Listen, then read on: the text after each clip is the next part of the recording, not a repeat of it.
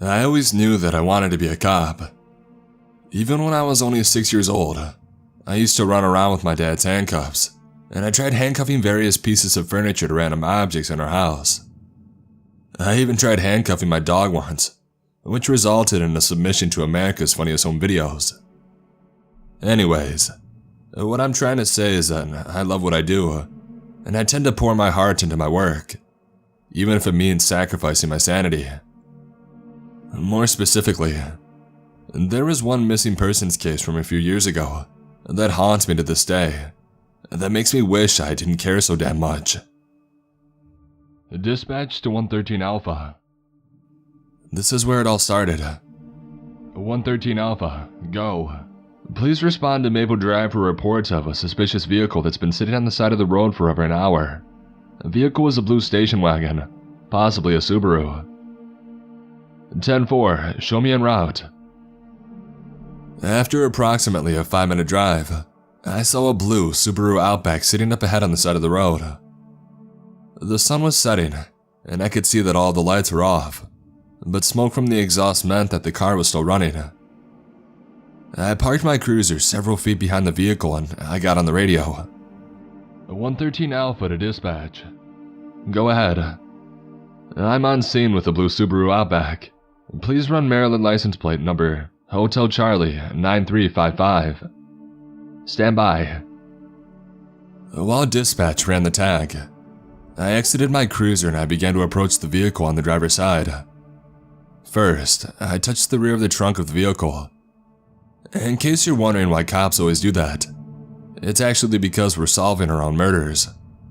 In the event that a suspect decides to try to kill us on a traffic stop, we leave our fingerprints on the trunk of the car. As I reached down the driver's window, I saw blonde hair covering half of the window. There's a young girl inside sleeping, using the window as her pillow. Before waking her, I looked down to see if the vehicle was in park. It was. I gently tapped on the window and the girl jumped back. As she looked up and saw me, her eyes squinted as she looked directly into my flashlight, and she held her right hand up to shoot her eyes. There was mascara running down her cheeks, and her eyes were red and swollen. I signaled for her to put down her window and she complied. "Hello, officer. Is there a problem?" The voice was coarse and tired. "I received a report that your vehicle had been sitting here a while. You mind if I ask what's going on?" "Oh, yeah. No, I don't mind. I was just driving home from college for the weekend and I got tired so I pulled over to get some rest."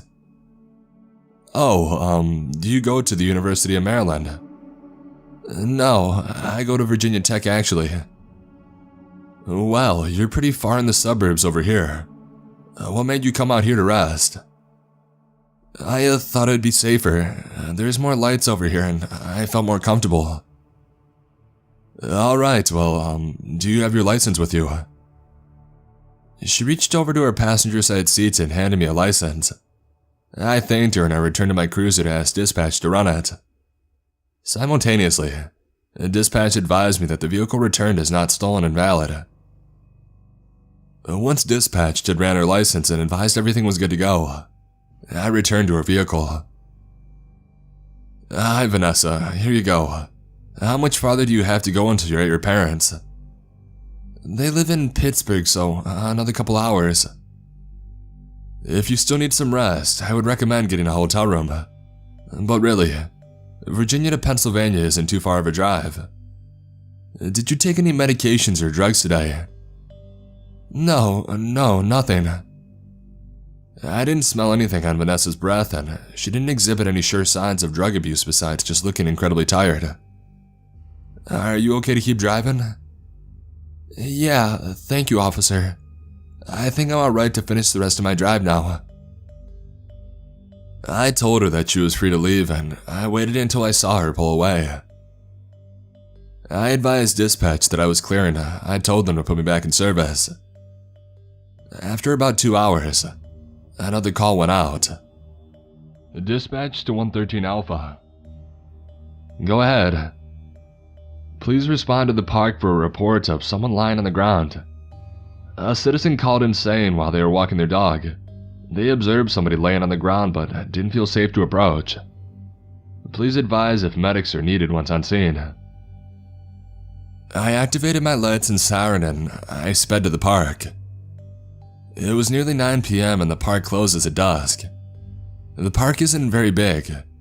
It's more of a square patch of grass than a park, really. So it was easy to find the person laying in the grass in the middle of the park. I ran over and found her. It was Vanessa. Vanessa! I shook her shoulder. Vanessa's eyes shot open. She didn't say a word. Vanessa, are you alright? She laid still, moving her eyes from left and then to right. Finally, she responded. Yes. What are you doing here? Vanessa slowly sat up and looked around. I was just resting. I was so tired. The park was only approximately 5 miles away from Maple Drive. I thought you said you felt alright to drive when I saw you at Maple Drive. Vanessa looked confused. Maple Drive? She was thinking. Oh, right, yes. I began to suspect that she might be mentally ill. She didn't appear to be under the influence of anything, but I also didn't have enough to eat her. The Maryland law states that in order to take somebody to a mental health hospital, they need to be a threat to someone else or themselves, including the inability to take care of themselves. Vanessa didn't exactly seem to be harming anyone else, but I knew I had to ask you a few questions to cover all bases. Vanessa, are you thinking about hurting yourself? What? No, I'm fine. Have you had any thoughts of suicide? Her facial expressions grew angrier. No. Alright, I just wanted to make sure that you're alright. You concern me because you can't seem to stay awake and are in the park after it's been closed. I can't let you stay here. Vanessa was cooperative and immediately started to head back towards her car. Again, I sat and I waited until I saw her drive away. I remained in my cruiser for several minutes thinking about her demeanor.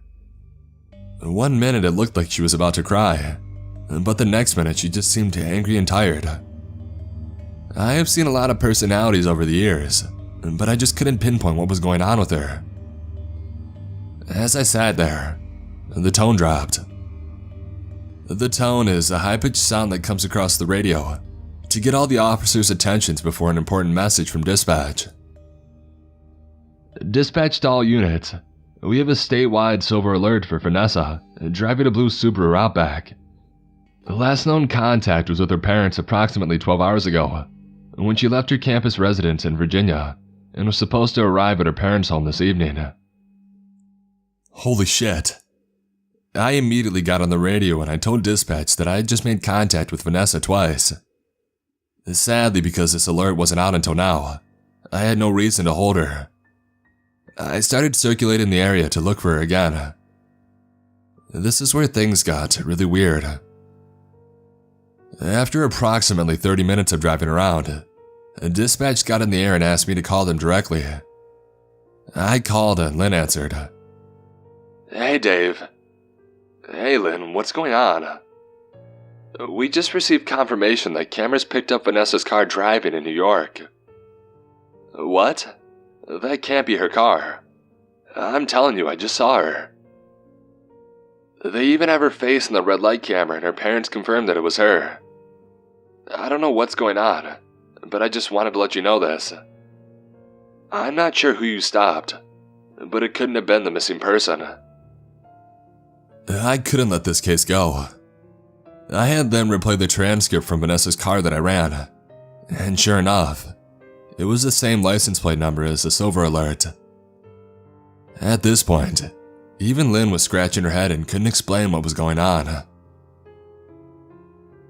A few days went by and I decided to check the status of Vanessa's missing persons case. I called a buddy of mine with the Virginia State Police, and he told me that they had found Vanessa's car abandoned at a train station in Massachusetts. They found traces of blood in her trunk, but it appeared that the car was completely cleaned. It wasn't until 2 months later that I learned the blood spatter came back as belonging to Vanessa. It looked as though somebody used heavy cleaning supplies throughout the entire vehicle. To this day, we haven't been able to solve her disappearance. Some speculate that she ran away. Some suspect that she was murdered. Lynn even thinks that Vanessa planned the entire thing with someone, and they intentionally set up as having the car in Maryland and New York at the same time.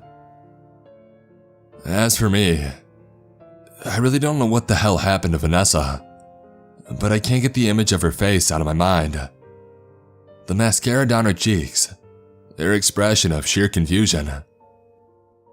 I know that I had spoke with Vanessa, but I don't know who or what was driving through New York.